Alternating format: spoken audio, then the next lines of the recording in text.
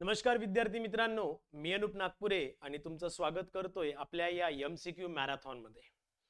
जसं मी तुम्हाला लास्ट व्हिडिओमध्ये सांगितलं होतं की आपण येणारे सगळे मॅरेथॉन म्हणजे आज यानंतरचा अजून एक व्हिडिओ फक्त लारावर बोलणार आहोत। म्हणजेच काय, लँड ॲक्विजिशन ऍक्ट वरचे सगळे क्वेश्चन आपण चांगल्या पद्धतीने आणि परफेक्टली करून ठेवूया, जेणेकरून एक्झामच्या वेळेला तुम्हाला याला फार जास्त त्रास घ्यावा लागणार नाही। अशाच पद्धतीने आपण लाराचा जो पार्ट आहे आज पण कंप्लीट करणार आहोत। जेवढे इम्पॉर्टंट पॉइंट आहेत ते आपण यामध्ये कव्हर करतोय। यासोबतच तुम्ही जे लोक कमेंट्स करत आहे आणि त्यावरनं जे कमेंट्स मध्ये जे तुमचे मार्क्स बघायला मिळत आहेत ते खरंच खूप चांगल्या पद्धतीने आहे। यानंतरही येणाऱ्या व्हिडिओसाठी प्लीज तुमचे मार्क्स त्या कमेंट बॉक्समध्ये टाकत चला, जेणेकरून सगळ्यांना माहिती होईल की तुम्हाला किती मार्क्स मिळत आहेत। यासोबतच जे काही मार्क्स मिळत असतील इमानदारीने, म्हणजे कुणाला 5 जरी मिळत असेल out of 15 marks, in the sense 15 question जर का करेक्ट येत असतील तर ते सुद्धा तुम्ही तिथे क्लिअरली दाखवत चला। सो अशाने काय होतं की तुमचा पण कॉन्फिडन्स बिल्डअप होईल आणि क्वेश्चन हे खूप सिंपल आहेत, काय असे काय खूप जास्त हेवी लेवलचे नाही। यामध्ये मॉडरेट टाइप क्वेश्चन्स तुम्हाला बघायला मिळतात। एक क्वेश्चन्स खूप जास्त टफ आहे तर एक सिंपल आहे, काही मीडियम आहे। अशा पद्धतीने जेणेकरून तुमचा कॉन्फिडन्स बिल्डअप होईल, तुम्हाला लगेच क्लिक होईल की बाबा रे हा क्वेश्चन कुठला आहे, कुठून घेतलाय किंवा याचा आन्सर काय झाला पाहिजे। आणि अशी जर का तुम्ही MCQ प्रत्येक वेळेला सॉल्व्ह करत असाल तर याचा परफेक्ट फायदा तुम्हाला येणाऱ्या पेपरमध्ये नक्कीच होईल। Clear? So let's have a first question. या आपल्या MCQ मॅरेथॉनचा पहिला क्वेश्चन आहे मित्रांनो, schedule 2 of Lara act 2013 primarily deals with. जो शेड्यूल 2 सांगितलेला आहे तो कशाच्या संदर्भात डील करतो? The procedure for land acquisition, the rights of displaced person, compensation and entitlements for affected families, and last environmental clearance rule. Clear? चला पटकन सांगा। आन्सर खूप सिंपल आहे। शेड्यूल 2 सगळ्यांनी बघितलंय, ज्यामध्ये प्रत्येक गोष्टीसाठी तुम्हाला काही ना काही कॉम्पेन्सेशन दाखवलेलं आहे। ओके, सो बघा मित्रांनो, तो प्रोसिजर फॉर लँड ॲक्विजिशन तर बिलकुल नाही आहे। सिमिलरली एन्व्हायरमेंटल क्लिअरन्स पण नाही आहे। हा राइट्स ऑफ डिस्प्लेस पर्सन आहे, पण राइट्सच्या अंतर्गत तिथे एक्झॅक्ट राइट्स सांगितले नाही, rights rest of the act मध्ये सांगितलेले आहे। त्यामुळे तो जो काही पार्ट आहे तो कॉम्पेन्सेशन साठी आहे। जी काही अफेक्टेड फॅमिलीज आहे त्यांना कॉम्पेन्सेशन कसं दिलं जाईल, वन टाइम कसं केलं जाईल, किंवा घराच्या बदल्यात घर, जमिनीच्या बदल्यात जमीन, लँड ॲक्विजिशन जर का होत असेल इरिगेशन प्रोजेक्टसाठी तर किती पद्धतीने त्यांना जमीन दिल्या जाऊ शकते, शेड्यूल कास्ट शेड्यूल ट्राईब्स मध्ये SC ST कॅटेगरी मध्ये कसं दिलं जाऊ शकते, या संदर्भात आपल्याला शेड्यूल 2 मध्ये बघायला मिळतं। त्यामुळे ऑप्शन सी जो आहे हा करेक्ट आहे। According to the schedule 2, which of the following is not considered an affected person eligible for compensation? Landowner, sharecropper, casual visitor to the land, agriculture labor। चला सिंपल आहे यार, काहीच नाही, एकदम म्हणजे लगेच क्लिक होईल। ऑब्वियसली जो लँड ओनर आहे तो डायरेक्टच होतो। ऍग्रिकल्चर लेबर जर का त्यावर डिपेंडेंट असेल, त्याची फॅमिली डिपेंडेंट असेल, तो सुद्धा अफेक्टेड असतोच। किंवा शेअर क्रॉपर जो आहे तो सुद्धा त्या केसमध्ये डिपेंडंट ठरेल, बरोबर आहे, किंवा अफेक्टेड ठरेल। पण कॅज्युअल व्हिजिटर जो आहे तो या केसमध्ये इलिजिबल नाही आहे। त्यामुळे ऑप्शन सी इथे करेक्ट आहे, कारण त्यांनी या केसमध्ये नॉटच्या केसमध्ये फॉर्मॅटमध्ये क्वेश्चन विचारलाय। त्यामुळे कॅज्युअल व्हिजिटर हा तिथे कोणत्याही पद्धतीने इलिजिबल नसेल। Which of the following is true regarding the resettlement under the Schedule 2? Which of the following is true regarding resettlement under Schedule 2? Only landowners are eligible for resettlement. Resettlement benefits are optional and at the discretion of the government. Affected families are entitled to a house if they lose their home. Only urban families are provided benefits under Schedule 2. चला सांगा पटकन।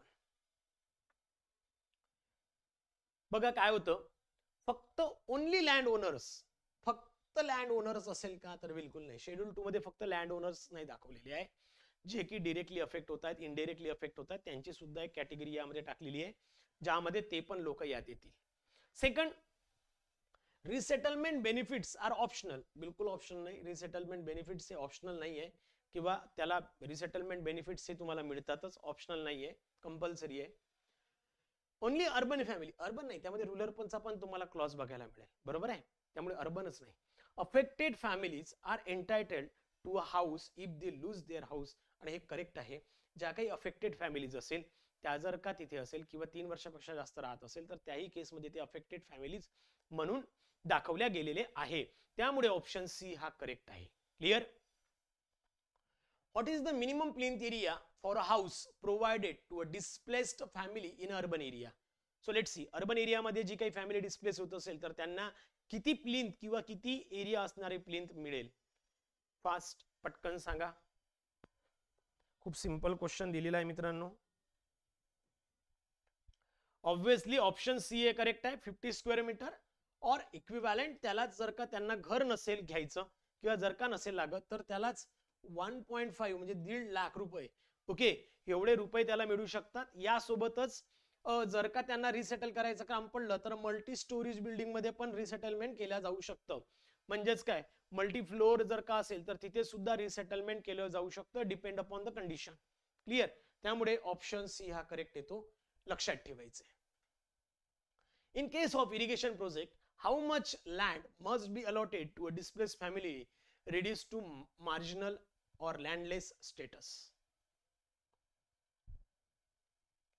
In case of irrigation project, जर का जात असेल तर 0.5 acre, 1 acre, 2.5 acre, as much as possible based on the project land. Fast. तर लक्षात ठेवायचंय, यामध्ये जनरल केसमध्ये 1 एकर दिली जात असते मित्रांनो. किती? 1 एकर. पण जर का तो schedule caste, schedule tribes, SC ST category मध्ये असेल तर त्या व्यक्तीला एकतर इक्वल लँड जेवढी एक्वायर होणार असेल तेवढी इक्वल और 2.5 एकर दिली जाते, और विच एव्हर इज लेस, यापैकी जी कोणती कमी असेल, ओके, तेवढी त्याला दिली जाते. म्हणजे विच एव्हर इज लेस, यापैकी जी कमी असेल ती जाईल कोणाला? SC अँड ST केस मध्ये. लक्षात ठेवायचं. पण या पूर्ण पिच्यात SC ST चं कुठेही दाखवलेलं नाहीये, त्यामुळे जनरल कॅटेगरीज साठी आपण 1 एवढी मानूया. सो 1 एकर एवढी तुम्हाला लँड ही अलॉट करून द्यावी लागते. Next, what is the one time resettlement allowance provided to each affected family? बघा, कोणता वन टाइम रिसेटलमेंट अलाउन्स किती दिला जात असतो? Resettlement allowance. क्लिअर? पटकन. 25,000, 50,000, 1 लाख, 1.5 लाख किंवा 1,50,000. ऑब्वियसली किती दिला जातो? 50,000 इज द करेक्ट आन्सर. 50,000 दिला जातो. सोबतच जे काही कॅटल आहे, पेट्टी शॉप वाले घर असतील तर त्यांच्या केसमध्ये त्यांना मिनिमम 25,000 दिला जात असतो. डिपेंड अपॉन द कंडिशन तो वाढवला पण जाऊ शकेल. 7. Which of the following is not a direct monetary benefit provided under the Schedule 2? Schedule 2 मध्ये कोण नाही? Monthly annuity payment for a 20 year, resettlement allowance, stamp duty reimbursement आणि guaranteed government job. काय नाही?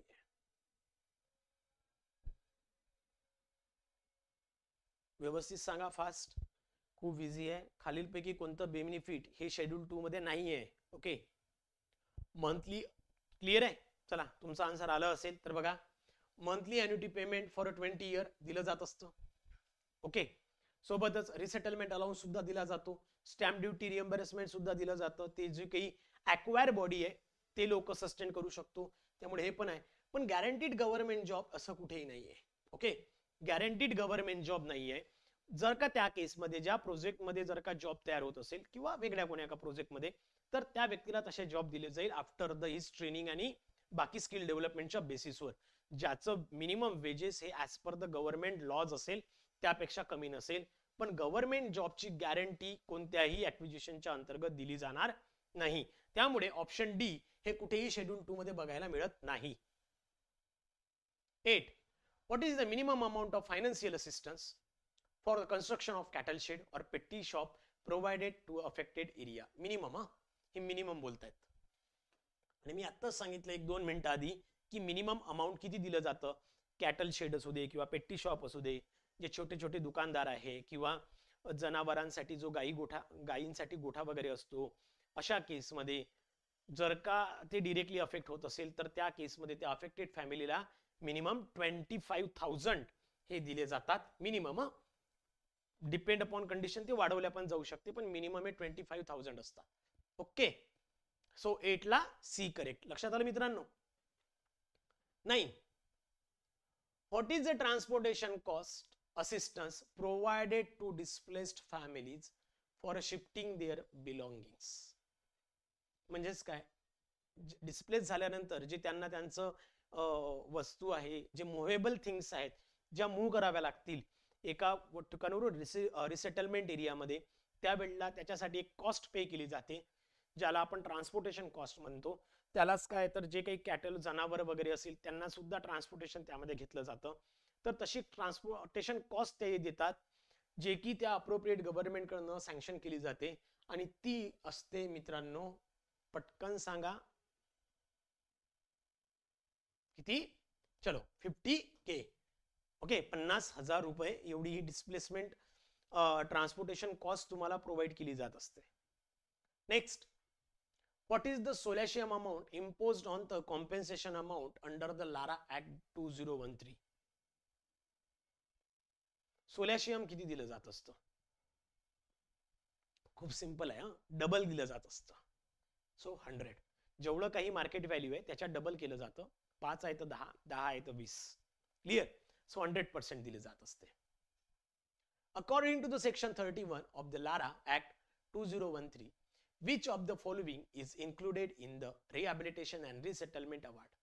Only the cash compensation for land acquired, only compensation for displacement, detail of mandatory employment, fishing right and subsistence allowances, only the allotment of the land for a resettlement. चलो क्या, simple आहे, खूप simple आहे. Cash दिली जाते कॉम्पेन्सेशनच्या केसमध्ये. तसं बघतो म्हटलं तर सगळेच ऑप्शन करेक्ट येतात. तसं जर का विचार केला तर सगळेच ऑप्शन करेक्ट येतात, कारण की लारामध्ये ह्या सगळ्याच गोष्टी क्लिअर केल्या आहे. पण एका शब्दाने गोळ घातलाय, only.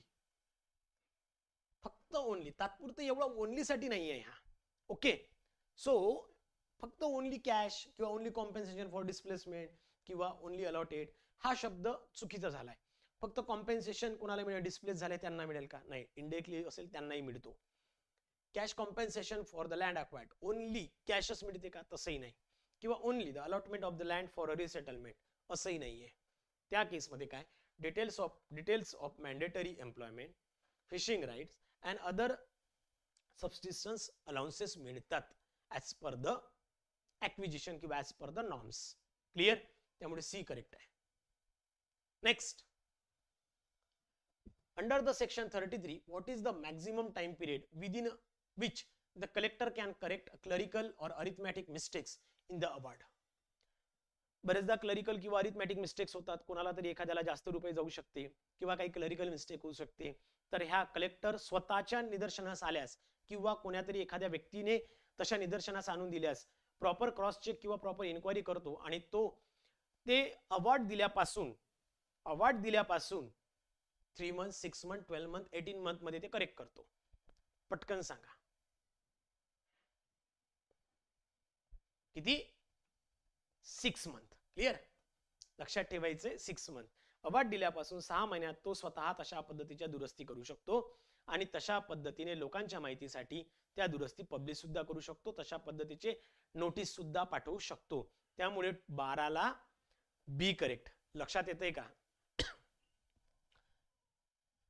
What is the maximum time period for completing the rehabilitation and resettlement entitlements related to the infrastructure according to the section 38? Okay, जी की कलेक्टरची रिस्पॉन्सिबिलिटी असेल की जेवढं काही रिहॅबिलिटेशन, रिसेटलमेंट एंटायटलमेंट्स आहेत, तर हे व्यवस्थित आहे की नाही किंवा तिथे इन्फ्रास्ट्रक्चर प्रॉपर झाला आहे की नाही, हे सगळं 18 महिन्याच्या आतमध्ये व्हायला पाहिजे. क्लिअर? सो मॅक्झिमम पिरियड किती आहे? 18 मंथ्स. आय होप लक्षात येत आहे, व्यवस्थित समजून घ्या. According to the section 40, under what circumstances can the collector take a position of land before award is made? तर सेक्शन नंबर 40 कशासाठी आहे? तुम्हाला हे लक्षात ठेवायचं आहे, आणि इम्पॉर्टंट पण आहे. बरोबर आहे? इम्पॉर्टंट पण आहे. त्यामुळे सेक्शन नंबर 40 कशासाठी आहे तो सुरुवातीला लक्षात घ्या. सेक्शन नंबर 40 हा इमर्जन्सीसाठी आहे. कशासाठी आहे? इमर्जन्सीसाठी आहे.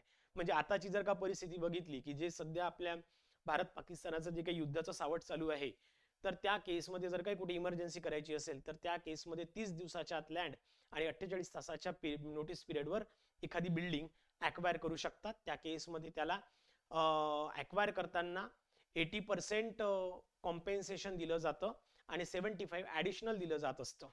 Clear? So when the land is acquired for industrial development in case of urgency as directed by the appropriate government. Okay, आणि अर्जन्सीची डेफिनेशन सुद्धा व्यवस्थित केली आहे. कोणीही अर्जन्सीची डेफिनेशन लावू शकत नाही. अर्जन्सी म्हणजे काय? जसं की पार्लमेंटमध्ये एकतर डिफेन्स आहे, सिक्युरिटी आहे किंवा पार्लमेंटमध्ये बहुमताने सांगितलेली गोष्ट असेल, त्याच केसमध्ये तुम्ही त्याला अर्जन्सी म्हणू शकतात. नाहीतर उठसूट कोणी सांगेल अर्जन्सी आहे, लँड ॲक्वायर करा, असं चालणार नाही. डिफेन्स आणि सिक्युरिटीसाठी अर्जन्सी असतेच, त्याला प्रश्न नाही. पण जर का पार्लमेंटमध्ये किंवा पार्लमेंट थ्रू तसं नोटिफिकेशन येत असेल तर त्याला अर्जन्सी म्हणू शकतो. अदरवाईज कोणत्याही गोष्टीला अर्जन्सी म्हणता येणार नाही. And the last question,